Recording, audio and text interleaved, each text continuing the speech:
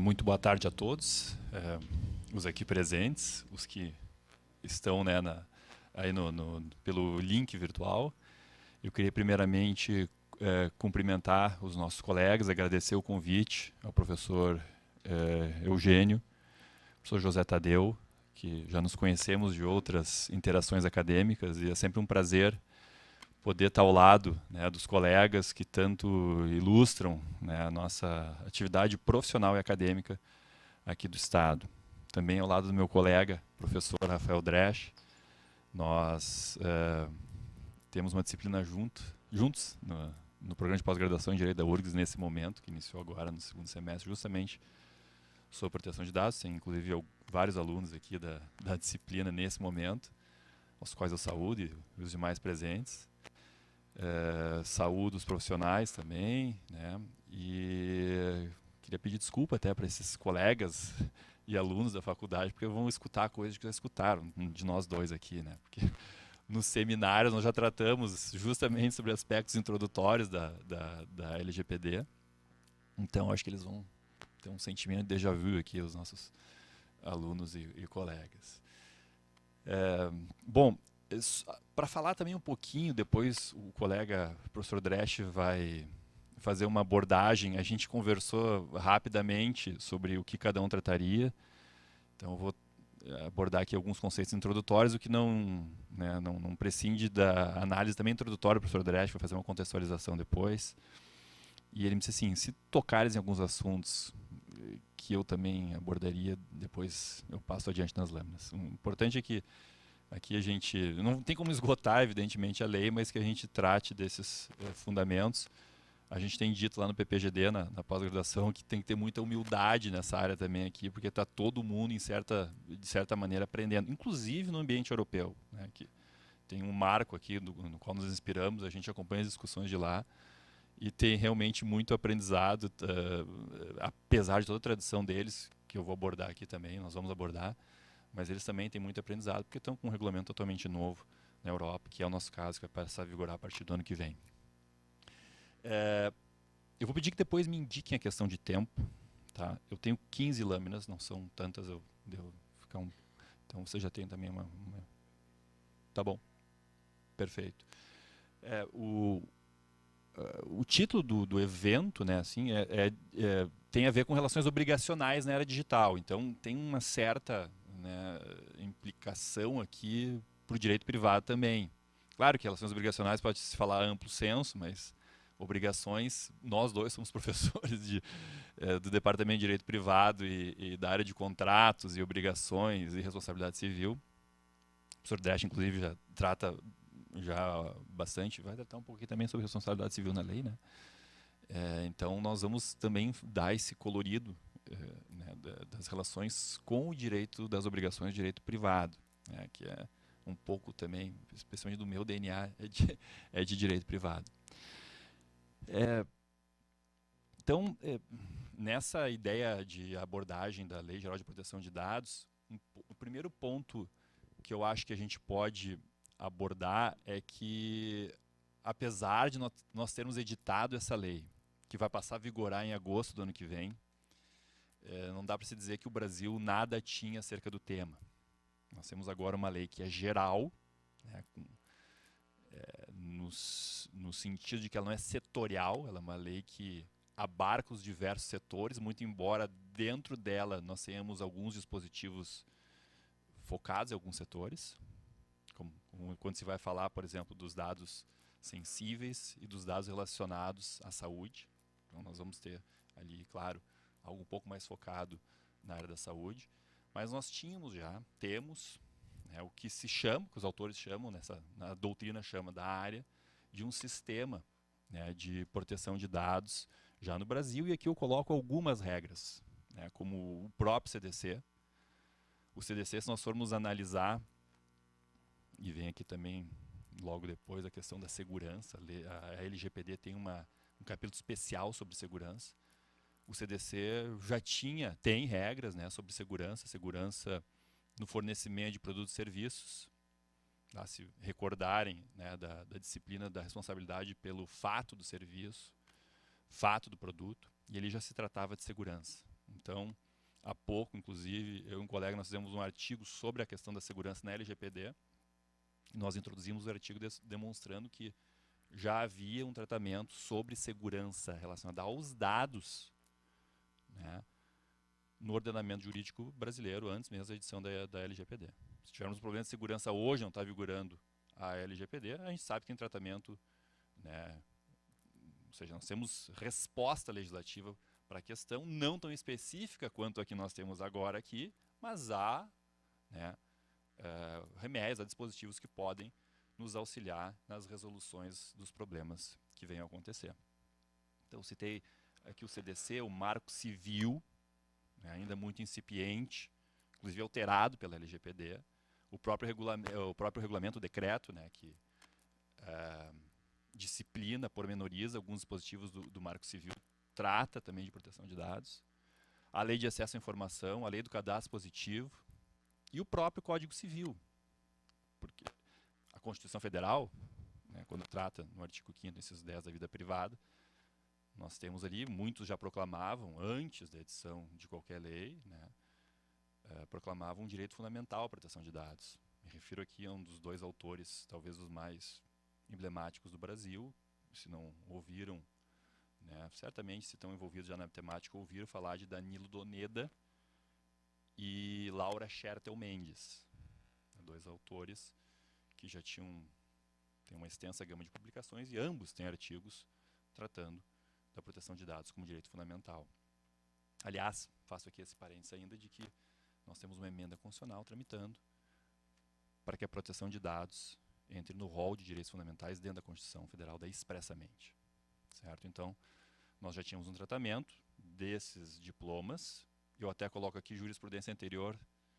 Né? A jurisprudência vinha e vem reagindo a isso. Nós temos casos até recentes de vazamento de dados, especialmente na segurança.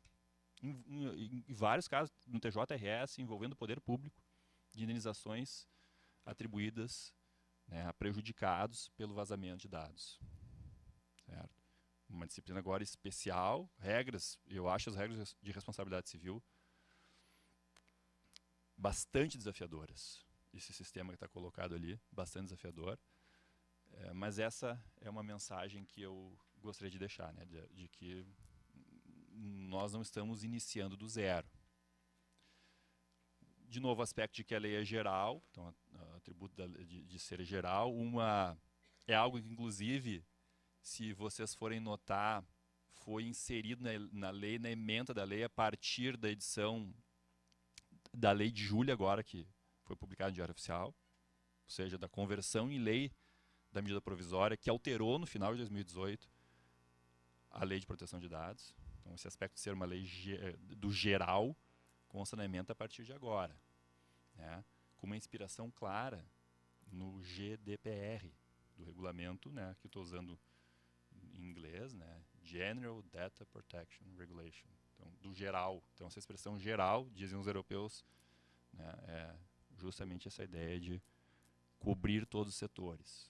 Né, cobrir todos os setores. Não tanto na ideia que nós temos anterior da dogmática jurídica, da hermenêutica jurídica, ou da metodologia jurídica de lei geral, lei especial. Não é tanto isso, é a ideia de que seja uma lei geral, não em contraposição a uma lei especial, porque ela é uma lei especial, mas uma lei geral que, né, toca a todos. Bom, aqui a questão da importância da edição da Lei Geral de Proteção de Dados, e eu coloco essa pergunta se faz sentido no contexto brasileiro. Né? Aqui o colega Tadeu já deve ter escutado, porque lá nós tivemos um evento no MPRS, alguns que estão presentes também, e aí eu relatava essa questão de se devemos ter uma lei. Agora é evidente que temos, não temos como dela fugir, mas eu coloco essa pergunta porque nós tivemos uma discussão na Alemanha há um tempo atrás, agora em julho, num debate sobre proteção de dados, e uma professora italiana que está radicada há muito tempo na Alemanha, quando nós relatamos da inspiração brasileira no GDPR, das influências europeias, ela perguntou assim, mas vem cá, faz sentido isso? Bastante crítica a ela, né? Vocês não tinham que ter uma Lex Brasilis sobre isso aqui, uma lei, né, brasileira. Eu disse, olha, não é que ela seja integralmente uma cópia do GDPR, mas sem influências. Né? E até do sentido, ela perguntava se deveria ter, porque nós falávamos da ausência no país de uma cultura de proteção de dados que seja arraigada à nossa personalidade e ao nosso modo até de nos conduzirmos. E eu não estou falando das pessoas mais comuns, do povo que não tem... Estou falando de quem tem conhecimento jurídico, inclusive. Eu me lembro quando eu fui morar na Alemanha em 2006, eu estava indo para um centro que tinha 15 doutorandos escrevendo só tese sobre proteção de dados. Eu cheguei lá e disse, nossa, esses caras... Não só ali, mas eu vi assim,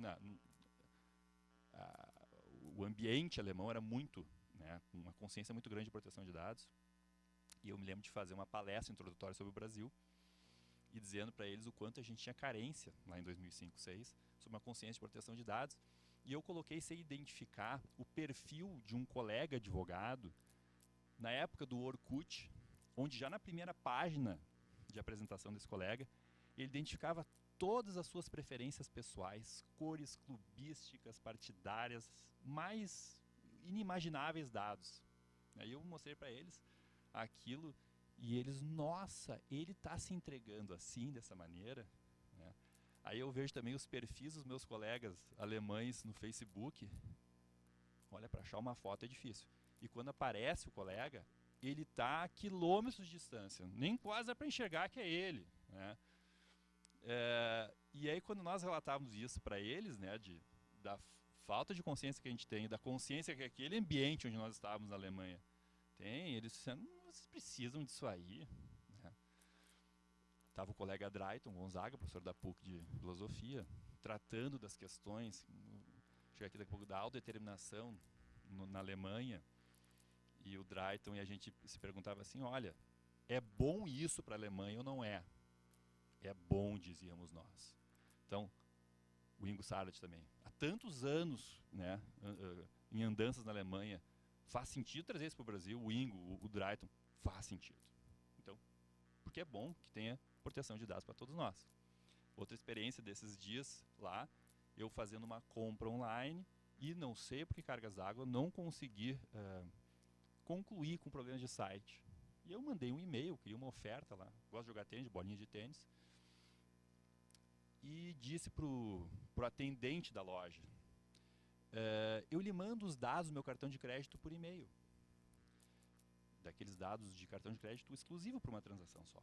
E ele disse, senhor, por questões de proteção de dados eu não posso aceitar essa sua oferta. Nós vamos fazer de uma maneira diferente, o senhor vai fazer um depósito bancário, etc. E assim foi resolvido. Ou seja, a cultura daquele caso estava introjetada, está nas pessoas, nas empresas. Né? Então, eu digo sim, não há uma cultura, mas há uma cultura florescendo. O marco civil da internet, se a gente for observar bem, veio de cima para baixo. Né? Aqui é uma legislação que vem de cima para baixo. A evolução dos países europeus não é bem assim. A gente tem um caso alemão que, muito embora, o caso alemão da decisão do censo, né? Que é uma decisão de 1983 que influenciou muito o direito deles, onde se mostra toda a iniciativa das associações, da sociedade, para que tivesse um incremento na proteção de dados naquele país. Embora até a lei alemã federal já era anterior a 83, era de 77. Né? Mas, indo para os objetivos da lei, nós temos mais do que esses ali no artigo 1º, e eu menciono aqui o livre desenvolvimento da personalidade, porque aqui me parece estar um ponto essencial dentre os objetivos da lei, juntamente depois com os fundamentos da privacidade, né, que vem no artigo 2º, mas o livre desenvolvimento da personalidade é algo realmente, assim como essa expressão aqui, autodeterminação informativa, muito uma importação alemã. E aqui vem uma característica também distinta da formação de alguns países, que vem aqui adiante também, e eu vou antecipar aqui num dos slides, que é uma origem constitucional especialmente na matriz germânica, que tanto influenciou o regulamento europeu e influenciou por tabela o nosso ordenamento. Vocês vejam, essa expressão autodeterminação informativa, ela vem da decisão do censo de 83, de um julgado da Corte Constitucional Alemã. Nem existe na legislação alemã. Está entrando no Brasil como um fundamento da Lei Geral de Proteção de Dados. Para a gente ler isso aqui, quem melhor trabalhou sobre isso, acho eu, tem autores que escreveram sobre isso aqui, o Danilo Doneda, a professora Maria Cláudia Cachapuz escreveu, a Laura Chertel Mendes, mas a Laura foi a que melhor trabalhou nessa questão do que seja a autodeterminação informativa, a tese que ela escreveu na Alemanha sobre esse assunto. Então aqui está a chave de compreensão, entendo eu, da matéria, porque a proteção de dados, uma disciplina que, diz o Doneda também, disciplina herdeira da privacidade, tem um foco grandioso na possibilidade do indivíduo autodesenvolver a sua personalidade, e para isso é necessário que ele tenha noção das informações que os outros tenham dele. Tanto no sentido das decisões no âmbito do direito privado, contratuais, quanto no âmbito da sua atuação política até. Os alemães colocam sempre a observação de que se eu estou sendo vigiado, se os meus passos estão sendo seguidos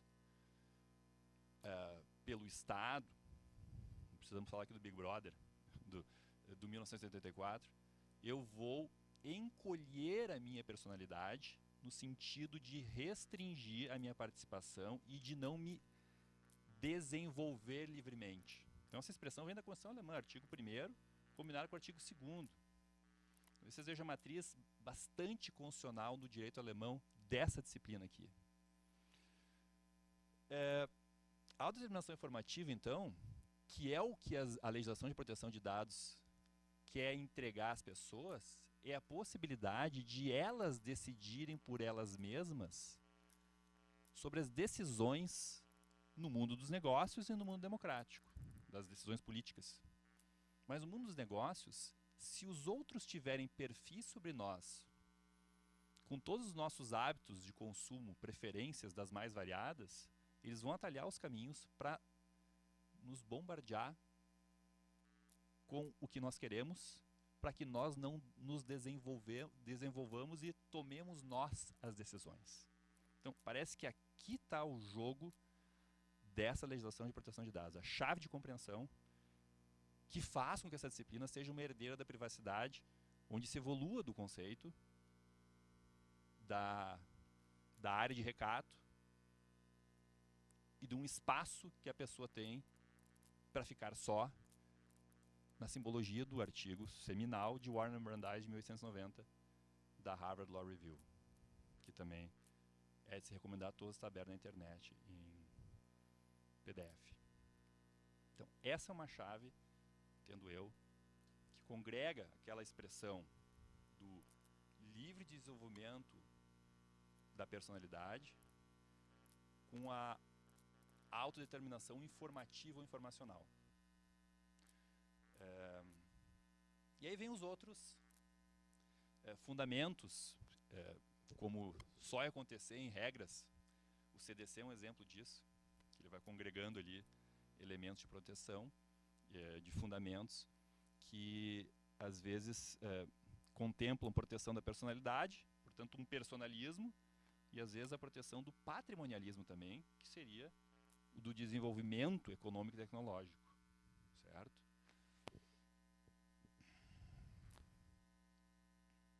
Bom, acho que eu pulei um aqui. A gente sempre enfatiza também a questão que é aqui chave, que é do conceito de dado pessoal, que é o da informação relacionada à pessoa natural identificada ou identificável. E esse conceito também tem... Aqui tem várias questões envolvendo esse conceito. Mas o aspecto de que a informação é relacionada à pessoa, a gente sempre chama atenção, que é fundamental também na compreensão, no sentido de que a informação não é da pessoa. Isso já se dizia na própria decisão do censo. A decisão do censo coloca assim: não são os dados da pessoa. São os dados relacionados à pessoa numa realidade onde a informação pode se vincular a mim, que sou o titular dos dados, mas se vincula também àquele que comigo se relaciona e que também tem direito de tratar esses dados. Então, o sistema do direito de propriedade, e tem muitos artigos e debates doutrinários que vão tentar fundamentar essa disciplina no direito de propriedade sobre dados. Então, a técnica mais adequada é justamente a da lei, que também não é... nós temos legislação aqui, como a lei do cadastro positivo, que já fala ali informação relacionada à pessoa, identificada ou identificável. Então, não está inaugurando também esse conceito aqui, a lei de proteção de dados. Mas é relacionada à pessoa e não é da pessoa. Porque isso também nos ajuda a explicar e a entender que nós não somos os senhores dos nossos dados, de maneira que os outros não possam tratar esses dados. Aí nós vamos aplicar aqui os princípios que vêm logo adiante. E a pergunta que vem também lá da matriz da decisão do censo, que é a grande questão. Quem, em qual situação, em que medida, em que limites pode tratar do dado? Nós vamos dizer assim, é da pessoa e ela tem o direito de excluir de vez os outros totalmente, sem que eles possam, os outros que se relacionam com ela. Eu sempre gosto do exemplo na área da saúde mesmo, né? Tratamento médico, o médico tem acesso ao dado, o enfermeiro, a instituição de saúde, o plano de saúde. Nós podemos ter 10, 15 pessoas que, em certa medida, podem tratar aquela informação relacionada ao titular. E também quando a lei trata do conceito de titular, trata não dizendo que ele é proprietário, mas que é a pessoa a quem os dados se relacionam. Certo? Pessoa natural. A Lei Geral de Proteção de Dados protege as pessoas naturais. Não se fala aqui em proteção de dados de pessoa jurídica. Para os civilistas viria uma comparação, eu me recordo aqui, mencionei o artigo 52 do Código Civil, que diz que no que couber são aplicáveis às PJs, as pessoas jurídicas, os direitos à personalidade. Então, a pergunta que nós teríamos aqui também é da natureza jurídica desse direito. Quem quiser entrar mais nesse debate. Natureza jurídica desse direito. Por isso que o direito de propriedade vai tentar explicar. Nós tivemos já aqui no Brasil, Doneda, no livro dele, da segunda metade dos anos 2000, tratando dessa questão aí. E a gente vê uma aproximação muito maior na ótica dele, com a qual eu concordo, já em conversas já debatemos sobre isso, de que o direito, a proteção de dados, ela é nós poderíamos explicar dentro da categoria dos direitos à personalidade. Parece que é a categoria que mais acomoda a proteção de dados.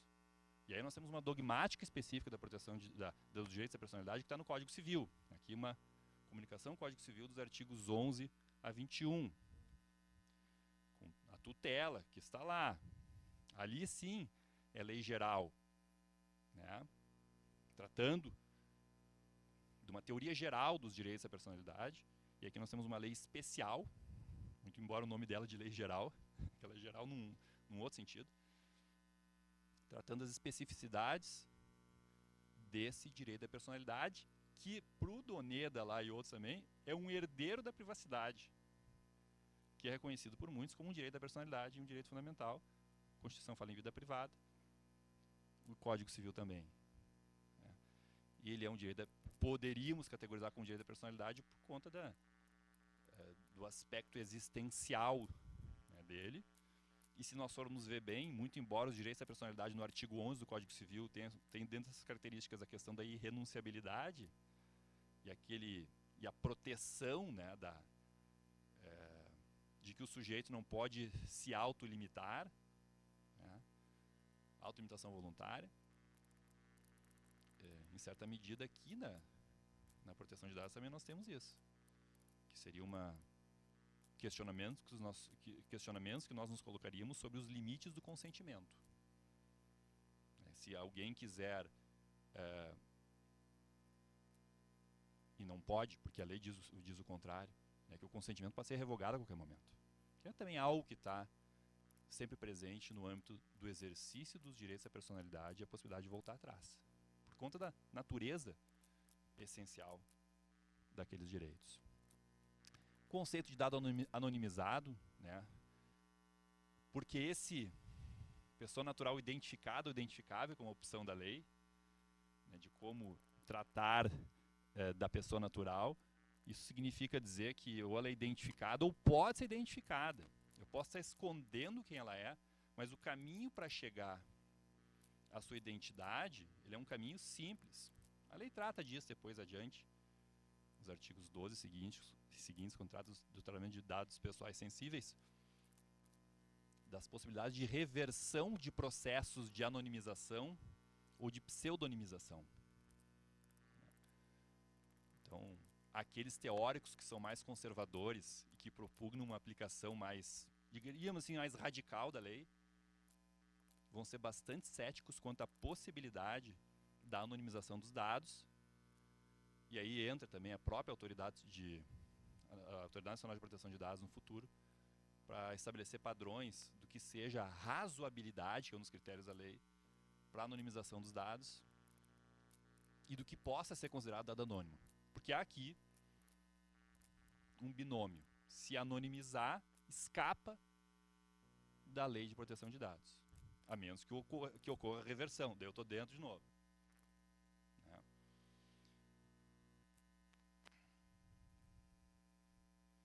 Tratamento. Esse conceito de tratamento é aquele... É como o conceito de fornecedor. Assim, eu me lembro para fazer um paralelo com o direito privado, se é que o direito do consumidor é direito privado, tem alguns que acham que não é. Né? É aquele conceito assim para tentar abarcar tudo. Então, assim, não vale nem a pena ficar, né, mencionando os verbos e atos aqui, né, e o que está envolvido com o tratamento. Né? Produção, recepção, classificação, etc. Para tentar abarcar tudo. Ou seja, uma lei protetiva, né? Isso é importante que se diga. A gente sempre diz em sala de aula, né? O Código Civil não tem no seu nome proteção. Ele tem zonas de proteção. Tem no regime das capacidades, tem nos direitos da personalidade, tem hoje, muito embora sendo alterada pela MP da Liberdade Econômica, tem até nos contratos regras protetivas que não conseguem ser operadas, como da resolução por onerosidade excessiva, que é algo raríssimo de acontecer. Mas essa lei está do lado das leis protetivas, como o CDC. Né? Então, de proteção. Né? Proteção de dados. Proteção, na verdade, não é dos dados, como já se criticou também em muitas publicações, da pessoa humana a quem os dados se relacionam. Aí vem as figuras. Controlador, operador, também. Figuras importantíssimas, com seus paralelos no regulamento europeu. Aqui eu até coloco um exemplo, né? Um banco controlador, um call center operador. A palavra-chave aqui é a decisão, né? Então, o controlador é quem toma a decisão relacionada ao tratamento de dados pessoais e o operador cumpre as determinações dele. Então, a instituição financeira, por exemplo, tem toda a sua política de tratamento de dados e o call center a realiza, o que não exime o operador de também ter, e tem diversas regras que eles se aplicam, tem muito mais inserções na lei de proteção de dados ao controlador, mas o operador também tem regras. Só que as regras relacionadas ao controlador são mais exigentes, porque é ele que é o foco da decisão das políticas de proteção de dados. E, por fim, o encarregado também, nessas figuras, né, os dois primeiros são os agentes de tratamento de dados, o operador e o controlador, tem uma parte especial na lei, e o encarregado, esse famoso DPO, que é uma pessoa indicada pelo controlador, pessoa natural ou jurídica agora, na evolução do tratamento legislativo, né? Ou seja, isso dá margem a que pessoas jurídicas exerçam essa atividade e, na verdade, esse encarregado se comunica com a Autoridade Nacional de Proteção de Dados e com os usuários, com os titulares de proteção de dados E ele ele pode integrar a pessoa jurídica que trata os dados, ou ele pode ser um terceirizado, contratado por essa pessoa jurídica, a figura do encarregado. Né? Aqui tem, na Europa, que vai caber depois à Autoridade Nacional de Proteção de Dados determinar a partir de que tamanho de pessoa jurídica deverá ter um encarregado. Ele é como se fosse um ombudsman interno, ou externo, como eu tenho dito, né? Para exigir internamente, né? Até muito se fala disso. Esse dia eu estava estudando na Alemanha, assim, qual é esse perfil aí, né, desse profissional? É um perfil que tem que ter um certo conhecimento técnico, jurídico, em certa medida, não precisa ser formado nas duas áreas, mas e precisa ter poder de comunicação. Ele não pode ser aquela pessoa que vai ser o chato. Tem que ser chato, mas chato na forma que talvez nós brasileiros saibamos ser, ou às vezes não, né? Mas ele não pode ser aquela pessoa, escutável de um alemão falando que vai ser escanteada logo assim, ele tem que entrar e se harmonizar com os outros na empresa, porque ele vai ter que estar cobrando, né? Mas enfim, cobrança faz parte do ambiente empresarial também. Princípios, eu chamo a atenção aqui, de novo, uma inserção de direito privado, né? No caput do artigo 6º da Lei Geral de Proteção de Dados, nós temos a boa-fé. Nós temos diversos outros princípios, finalidade, adequação, que estão na lei, ó, livre acesso, qualidade dos dados, transparência, necessidade, segurança, mas no caput, se a gente for falar em aquilo que nos direitos fundamentais existe, da preferred position, a posição preferencial que está no caput, né, se é que existe isso, a boa-fé que primeiro aparece. Eu acho interessante isso porque o regulamento europeu, me deu trabalho de examinar o regulamento europeu, e na versão em alemão se utiliza a expressão em alemão, Treuenglauben, como está no parágrafo 242 do Código Civil Alemão, que os civilistas conhecem o parágrafo 242. Quem estudou direito civil, contratos, princípios das obrigações, já ouviu falar do parágrafo 242 do BGB, onde está o reconhecimento da boa-fé objetiva. Né? E no GDPR, em alemão, está Treuenglauben, que é a expressão boa-fé. No GDPR em inglês, fairness. Eles perguntarem em português, está lealdade, mas não está boa-fé. Muito embora os portugueses tenham uma ampla tradição do tratamento da boa-fé objetiva. Não preciso nem dizer aqui do livro do Menezes Cordeiro. Né? E é interessante isso. E eu estou me perguntando até agora a razão disso. Né? Eu comecei a examinar isso aqui com mais cuidado agora. No momento que eu tiver contato com os colegas alemães, eu vou perguntar sobre isso, porque aí é que vem a questão, ó, as origens da disciplina. No direito alemão, ela tem uma origem bastante do direito público, do direito constitucional, né, da jurisprudência constitucional, dominante da Corte Constitucional Alemã. Se a gente for se perguntar no Brasil, eu diria assim, eu mencionei ali, as regras que já continham os códigos, né, diplomas que já tinham proteção de dados, CDC, a gente vai ver no direito do consumidor, por exemplo, o Leandro Bessa, sobre proteção de dados, um autor conhecidíssimo. A própria Laura Schertel Mendes tem uma origem de direito do consumidor. O Doneda, civilista, da área do direito civil constitucional, mas civilista, na área de direitos da personalidade. Então, a nossa origem, diria eu, doutrinária e dogmática, ela não é tão intensamente relacionada com o direito público. Porque eu fico perguntando como é que nós vamos interpretar a boa-fé que está como princípio que está na nossa lei LGPD. Os alemães, por exemplo, dizem o seguinte, tem pouco espaço para ela, porque os princípios que vêm depois englobam um pouco ela no ambiente europeu.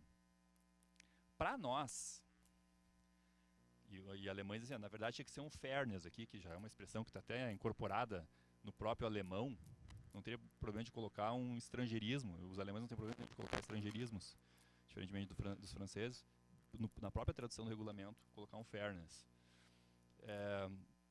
Mas o ponto é que Hoje, nós teríamos um desenvolvimento dentro da LGPD com toda a dogmática conhecida da boa-fé objetiva. Nós vamos ter que falar com a professora Judite Martins Costa para colocar um capítulozinho agora no boa-fé objetiva no direito civil, a boa-fé na LGPD. Quer dizer, para ela fazer a concreção da boa-fé na LGPD. Aí fica um desafio, a hora que eu falar com ela, eu vou dizer, professora, temos aqui um desafio para a senhora, né? Para o seu livro, como é que nós vamos ver isso aqui em conjunto? Que boa-fé vai ser essa? Mas eu acho que no Brasil, nós vamos ver aqui, enxergar isso como uma lealdade e a velha concreção da boa-fé das expectativas, ou seja, que o tratamento realizado não venha atrair a expectativa, a legítima expectativa do titular dos dados. Me parece que aqui é essa a concreção que vai ser possível, né, da boa-fé, desse conteúdo que ela ser. Eu sempre digo que uma das melhores definições de boa-fé objetiva, né, o trabalho do professor Judite é fantástico, né, é o melhor do Brasil. A professora Cláudia Lima Marques tem uma definição muito boa no livro dela de Direito do Consumidor, que é amplamente citada, né, que trata justamente desse atuar refletindo, respeitando o outro, e que me parece que os agentes de tratamento de dados devem, ao realizar o tratamento de dados, como se estivesse não, mas eu tenho que pensar no titular, eu tenho que ter o titular na cabeça, não posso frustrar as expectativas dele. Parece que a concreção vai por aqui. Tá? Então, direito público ou direito privado, na minha ótica, se é que nós vamos fazer uma categorização mais aproximada ficaria a proteção de dados dos direitos da personalidade. Como hoje nós não vamos ter muito tempo aqui, vem aqui, vou adiantar um pouquinho, o consentimento, e nós vemos uma crise do consentimento por causa do tratamento de dados. O telefone celular está ali e pela nossa voz já estão tratando o dado, daqui um pouco com uma finalidade diferente, como é que vai obter o consentimento? Então, hoje se trata dessa crise do consentimento, das dificuldades, tendo em vista, o Dresch vai falar aqui das novas tecnologias e do contexto esse todo que nós conhecemos, de maneira que essa disciplina aqui, alguns vão dizer, olha, vamos monetizar logo de uma vez e reconhecer que tem um componente aqui de possível cessão dos dados, para que também o titular dos dados ganhe quando o outro for tratar os dados que foram um pouco além, digamos assim, do que seria razoável. Nós temos a figura do legítimo interesse do controlador, aqui, que é algo que já vem desde a Diretiva Europeia de 95, que é uma porta aberta para tratamento sem o consentimento do indivíduo, na ponderação também dos interesses e dos direitos da personalidade, dos direitos fundamentais do indivíduo, que deve ser feito sempre no caso concreto, e que dizem alguns, fundamenta quase 80% dos tratamentos de dados no ambiente europeu, essa autorização, nos diversos requisitos que tem para tratamento, possibilidade de tratamento, o inciso 1 do artigo 7 é o consentimento, é o mais nobre de todos, eu ter autorização da pessoa. Mas tem uma que eu não tenho autorização da pessoa, uma possibilidade, que é a do legítimo interesse. E aqui é um conceito jurídico indeterminado. Não vou dizer que é uma cláusula geral, como a boa-fé lá, porque aquela me parece... É uma questão dogmática de distinção de cláusula geral e conceito jurídico indeterminado. Mas aqui o nível de abstração não é tão grande quanto o da boa-fé, e por isso ela é uma cláusula geral e esse é um conceito jurídico indeterminado. Então, essa falência do consentimento... Nós tivemos uma dissertação de mestrado que eu recomendo, acho que já está no Lume, na URGS, do Alexandre Mantovani, e ele pesquisou bastante também no direito europeu, e a gente fez uma banca com ele, veio até o próprio Doneda, estava o professor Facchini aqui, e a gente discutiu 3 horas e não resolve todos os problemas do consentimento. Ele não conseguiu resolver na dissertação, os diversos autores não conseguem resolver, que é justamente esse problema de como, né, compatibilizar a dinâmica dos negócios hoje e das tecnologias e dos interesses dos controladores com a proteção da pessoa nesse caso. Então isso aqui talvez seja o maior desafio, acho eu ainda, dessa nossa área aqui. Voltando um pouquinho, desculpem a desordem de ir e voltar, mas a finalidade entre esses princípios, dizem autores, o mais poderoso dos princípios na área de proteção de dados. Né? Porque aqui eu volto à decisão do censo lá. Né? Nós não podemos excluir que os outros também tratem os dados, mas precisa ser fundamentado para qual finalidade? Propósitos legítimos, específicos, explícitos, informados ao titular. Então,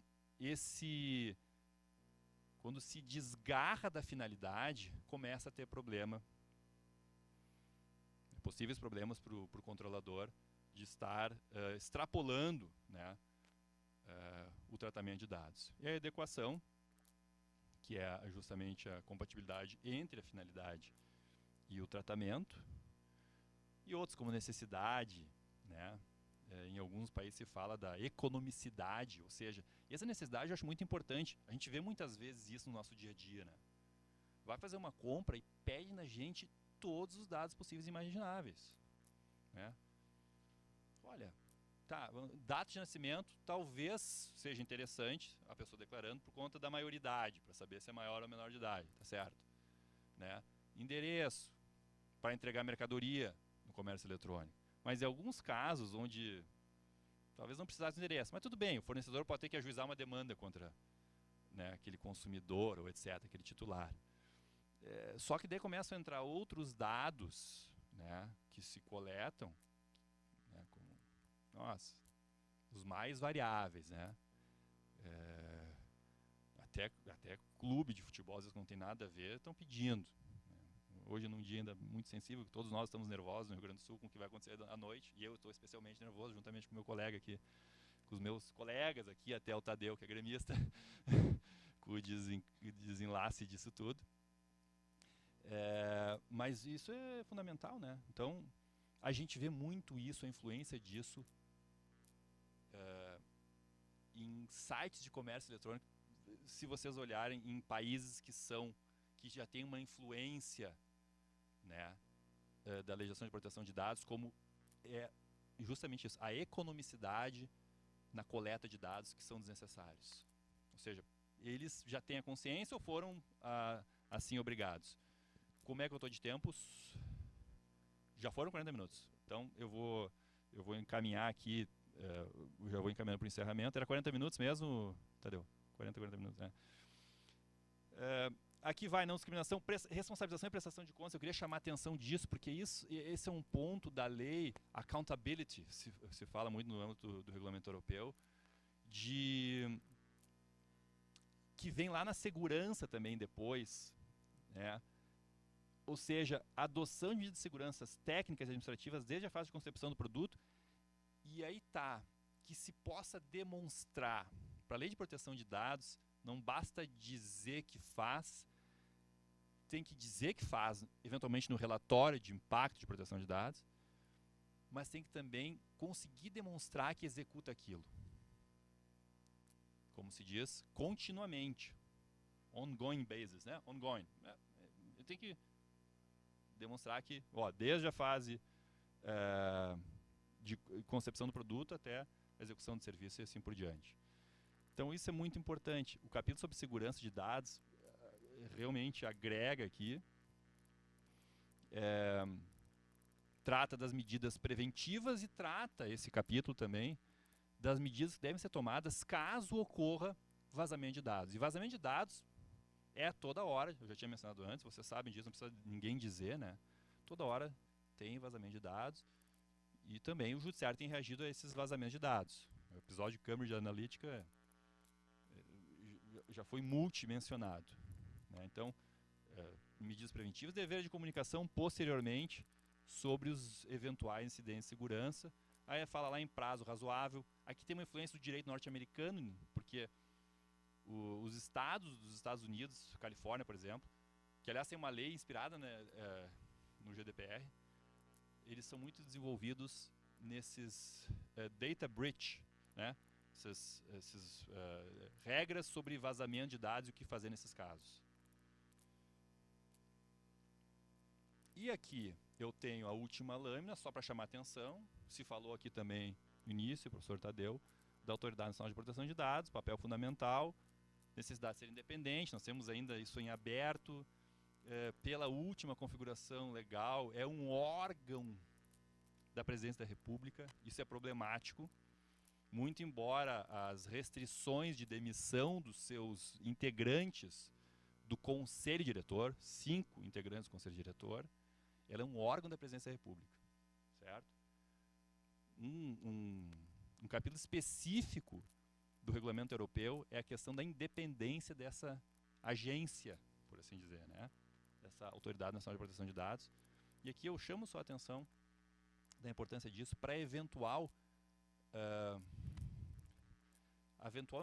enquadramento do Brasil no que se chama de mecanismo de adequação do ambiente europeu, ao qual o Japão já conseguiu aceder, que permite o fluxo internacional transfronteiriço de dados e que é muito importante para os negócios, de uma maneira geral, que haja, porque esse é um novo compliance, esse é algo que se exige. Nós não temos as cláusulas de compliance de corrupção, anticorrupção e ambientais, etc. Proteção de dados também. Então esse é um outro impacto nos contratos, né? É um outro dever que surge, que não precisa nem derivar da boa-fé, mas que é o de respeito à proteção de dados, e que, se o Brasil tiver um quadro normativo que satisfaça requisitos, pode ter esse reconhecimento europeu para o mecanismo de adequação, que vai facilitar sobremaneira, uma vez reconhecida o nosso quadro normativo como, né, adequado nos olhos estrangeiros, claro. E isso passa pela independência da Autoridade Nacional de Proteção de Dados, que é a Autoridade de Supervisão. Né? Essa foi uma das respostas que eu dei para essa professora italiana, de o porquê também nós seguimos um pouco do modelo do europeu da GDPR, também pensa com os olhos no futuro para adequarmos, né, para estarmos também inseridos no mecanismo de adequação, assim como o Japão. Não vou mais tomar o tempo também. Temos que encerrar hoje. Hoje o trânsito da cidade vai estar bem complicado e eu acho que tem que respeitar o tempo. E já passo a palavra então para o nosso moderador, professor Tadeu. E agradeço a atenção e fico disponível posteriormente para eventuais perguntas.